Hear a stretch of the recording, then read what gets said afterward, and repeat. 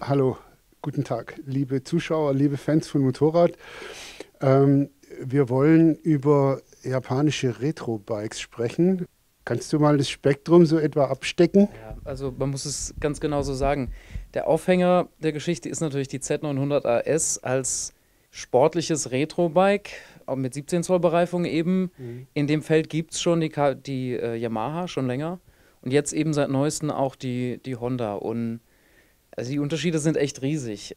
Wir haben also alles von extremer Fahrmaschine, XSR 900, die Mhm. also basierend auf der MT-09 auch sehr viel von der MT-09 rüberträgt, eigentlich das gleiche Motorrad ist, also gleich sportlich, bis zum anderen Spektrum, das andere Ende des Spektrums, also Honda CB 1100, die natürlich ein Motorrad ist, das nicht nur irgendwie alt aussieht, sondern irgendwie auch, sagen wir mal, vergleichsweise alte Technik trägt, im Sinne von luftgekühlter Motor, Stereo-Federbeine, Doppelschleifenrahmen.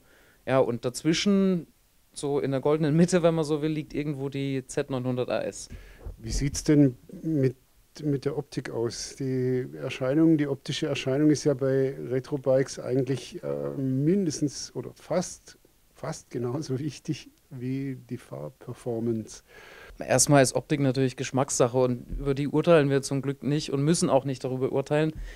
Und ja, das Thema Retro, das ist ja auch ein weites Feld. Jetzt, also was ist Retro, was ist Retro-modern, was ist Neo-Retro? Also ja, im weitesten Sinne kann man sagen, dass diese Motorräder alle irgendwie auf die eine oder andere Weise die Vergangenheit zitieren, aber das eben mit sehr unterschiedlichen Stilmitteln. Also wir haben da einerseits die Honda, die gebaut ist, ganz klassisch, einfach wie Motorräder früher gebaut waren, also Luftkühlung, Kühlrippen und eben die ganze Optik quasi wie früher. Ja, aber jetzt mal abgesehen von den 17 Zoll Alugussrädern eben, Mhm. die auch wahnsinnig schön gemacht ist, was einen anderen Nachteil hat, zu dem wir vielleicht gleich noch kommen. Auf der anderen Seite des Spektrums die Yamaha, die auch irgendwie mit dem Rundscheinwerfer. Es ist ein eigenwilliges Design, das ist es irgendwie die Vergangenheit zitiert, aber man weiß nie so richtig wie bei der XSR. Und Mhm. überhaupt ist das Ganze auch eher so ein Stilmix. Mhm. Und Kawasaki bezieht sich ja mit der Z900 AS, also auf die alte Z900 und das eigentlich auch recht gekonnt, greift also die Designsprache da mit dem Tropfentank und dem Heck irgendwie auf und dem Rundscheinwerfer, aber interpretiert es halt modern. Sind wir, was die Kawasaki Z900 RS anbelangt, nicht ein bisschen arg auch irgendwie auf diese Lackierung fixiert, die natürlich die ganz direkte Brücke schlägt zur Z1 aus den frühen 1970er Jahren.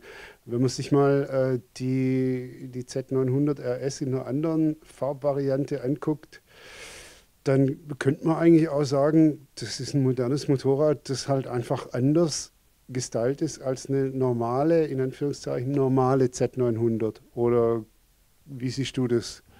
Ja, kann man eigentlich unterschreiben. Also, sobald man dieses Motorrad sieht, eben in dieser speziellen Lackierung, die auch diese Farbgebung von früher aufgreift, ist eigentlich sofort so das Kopfkino an. Und tatsächlich Mhm. wirken also die anderen Farbvarianten wesentlich schlichter und einfacher. Und ja, ich will das mal so sagen. Das Urteil über die Optik, denke ich, soll jedem selbst überlassen bleiben. Die Erfahrung beim Test hat gezeigt, dass also die Z900 AS einfach ja eigentlich überall super ankommt so. Ähm, Du hast die XSR 900 als die Fahrmaschine dieses Vergleichs bezeichnet. Mir kommt das fast so vor, wie wenn du die für die bessere MT-09 halten würdest. Was gibt es denn da Unterschiede, jetzt mal abgesehen vom Aussehen, zwischen der MT-09 und dieser XSR 900? Ja, also Yamaha hat, wie ich finde, dankenswerterweise eigentlich die guten MT-09-Tugenden erhalten, nämlich den Motor nicht angetastet, Mhm. das leichte Fahrwerk nicht groß überladen, also es ist weiterhin das mit deutlich Abstand leichteste Motorrad im Feld, unter 200 Kilo vollgetankt. Über den Motor braucht man, glaube ich, nicht allzu viele Worte zu verlieren, Mhm. der ist ja sowieso Referenz in der Klasse und bleibt es auch in diesem Vergleich. Ja, und fahrwerksseitig ist es also so, dass die XSR hinten ein bisschen straffer ist, vorne insgesamt ein bisschen höher steht und nicht ganz die große Fahrwerksbewegung hat, die also der MT-09 so eigen ist. Und dadurch jetzt auch noch mit ein bisschen Fahrwerks-Setup, das wir vorgenommen haben, also hinten ein bisschen mehr Zugstufendämpfung, fuhr das Motorrad eigentlich sehr, sehr annehmbar. Erst recht, wenn man bedenkt, dass es das deutlich günstigste Motorrad in dem Vergleich ist. Also sehr leicht, sehr viel Power, Federelemente, klar, dürften besser ansprechen, aber hervorragende Bremse, also ja, Fahrmaschine, Okay. spaßig. Okay. Andere Seite des Spektrums, die CB 1100 RS, obwohl sie ja eigentlich auch diese moderne Reifendimension hat, 17 Zöller, 120/70 vorne. Da kann man ja eigentlich fast nichts falsch machen im Grunde. Was ist da passiert sozusagen? Sollte man meinen, dass man da nichts falsch machen kann, ja. Also formal gehört die Honda in dieses Feld. 17 Zoll Fahrwerk, Retro-Look. Aber jetzt, wenn man mal betrachtet, das Wesen dieses Fahrzeugs, sie stammt ja von der EX ab, also von einem 18 Zoll bereiften, echten Retro-Klassik-Modell, wenn man so will, und trägt also auch diese Gene. Das ist, die CB 1100 war immer ein sehr schweres Motorrad und ist es geblieben. Die ist also zwar wertig gemacht und trägt viele schöne Details, aber die ist mit weit über 250 Kilo mal eben einen guten Zentner schwerer als so eine Yamaha. Und das merkt man auch. Vielleicht ist der Charakter von der CB 1100 am ehesten mit so einem mächtigen, aber trägen Boulevardflanierer umschrieben. So, also trotz 17 Zoll Bereifung will das Motorrad keine Fahrmaschine sein und trotz radialer Bremse und trotz golden angestrichener Gabel, die als einziges nicht so richtig zu dem Look passen will. Also es ist kein Retro-Racer, sondern so ein Flaniermotorrad. Und um dazu vielleicht noch zu dem entscheidenden Punkt zu kommen, als 18 Zoll CB 1100, die Ursprungsvariante, die fährt also, die ist auch schwer, aber die fährt neutral und mit so einer gewissen Harmonie. Und also das Fahrverhalten mit der 17 Zoll Bereifung ist einfach nicht sehr schön.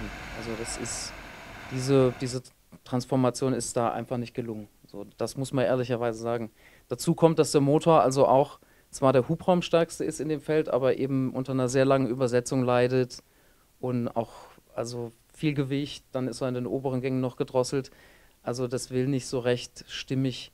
Der Anspruch, den das Motorrad mit der Bereifung, mit der Raddimension erhebt, den löst das Fahrverhalten also gar nicht ein. Bleibt noch eine, die ja dann offenbar so die Mitte zwischen den beiden Extremen repräsentiert, die Z900 RS. Wie siehst du da das Fahrwerk? Kann mich erinnern, zum Beispiel bei der Standard Z900, da würde ich gerne mal ein bisschen was machen, so mit der Gabel zum Beispiel, die geht ja doch relativ schnell durch, also wenn man mal bremst und so. Wie hast du da die RS im Vergleich dazu empfunden, die ja zumindest vorne ganz anderes Federwerk eingebaut hat? Ja, also grundsätzlich habe ich das Fahrverhalten der RS als sehr harmonisch empfunden. Erstmal.